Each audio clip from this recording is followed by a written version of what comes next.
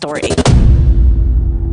It's a vaguely Soviet, post-apocalyptic, dystopian, abandoned hellhole full of guns and homes to loot. And you and 99 strangers are jumping off of a burning plane right into it. Your parachute will ensure the fall doesn't kill you, but once you're down there, it's you against the island. 99 strangers are on the hunt for you and each other. Every single one of them wants to be the last one standing. Every single one of them wants to win.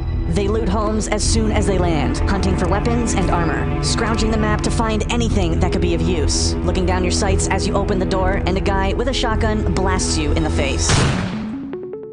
People have always wanted a Battle Royale video game, but it never happened. First came the original Teen Deathmatch Island Battle Royale. The Japanese book and movie told the story of 42 students dropped on a deserted island and forced to kill each other until only one was left.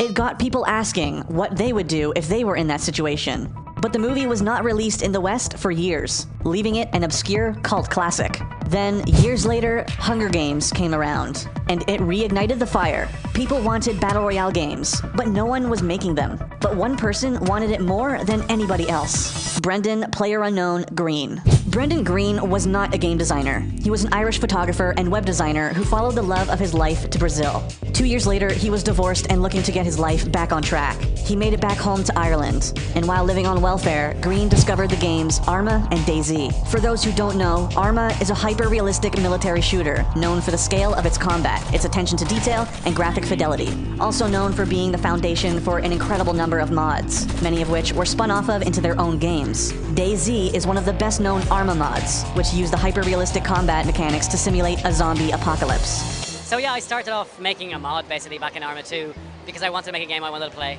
I saw games like the Survivor games, which were events for streamers, and I wanted to play that myself. So I decided to see if I could actually make one, and Arma 2 Battle Royale was born. The Battle Royale mod for Arma 2 was a departure from the tightly directed experiences offered by AAA games like Assassin's Creed. Green was not interested in those types of games. He wanted something looser, something grittier, something that gave you the freedom to show what you would do in a battle to the death.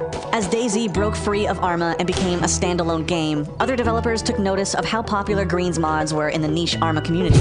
Sony Online Entertainment, now known as Daybreak, hired Green as a consultant on their own DayZ-style zombie survival game. That mode eventually became H1Z1 King of the Kill, but by February 2016, Green had moved on. He was headed to Korea, where he got an interesting offer. Chang-Han Kim, a Korean game designer working for Bluehole, wanted to make a Battle Royale game. He was inspired by DayZ, but when he researched the Battle Royale format more and more, he kept coming across Green. And less than 1 month later, he was Bluehole's creative director. Development moved fast. Green and Kim's team had the autonomy to create the game that they wanted, and they wanted it to be playable within 1 year. The game started its development in early 2016, and the plan was to follow an early access schedule. Green and Kim wanted to get the game in customers' hands fast for a low cost, and keep improving it over time. But the foundation needed to be laid down before anything else.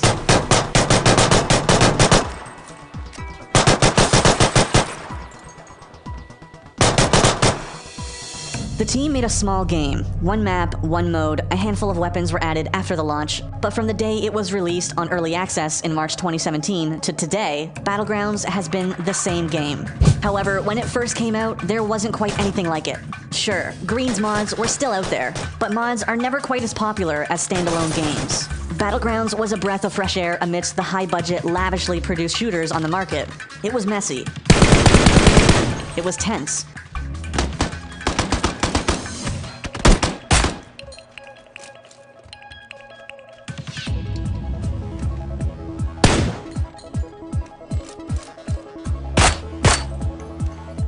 And it was complicated, but most importantly, it was fun.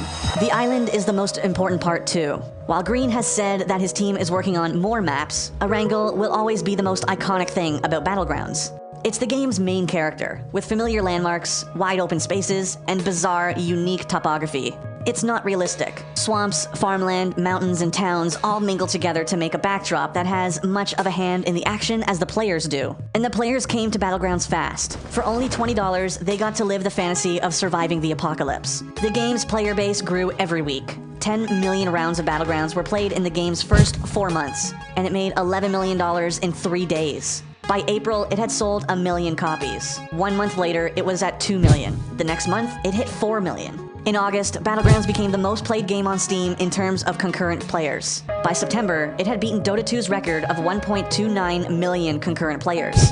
By October, it had hit 2 million players on Steam, and became the most popular game in South Korean PC bungs, beating longtime king League of Legends.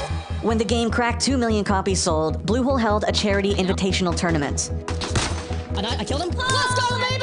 Woo! 3 months later, ESL held the first major Battlegrounds tournament, cementing a possible esports future for the game.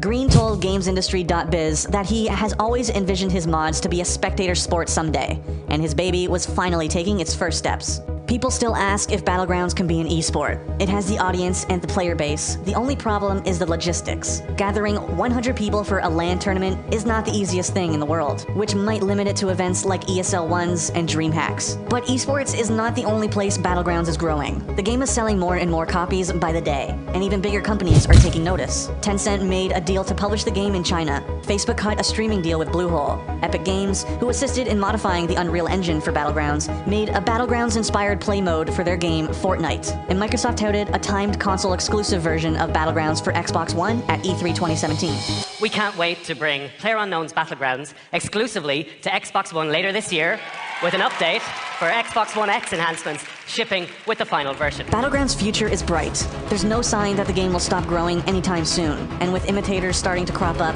that just gives Battlegrounds more chances to innovate and be better than the competition. Battlegrounds is the beginning of a new video game genre, and no one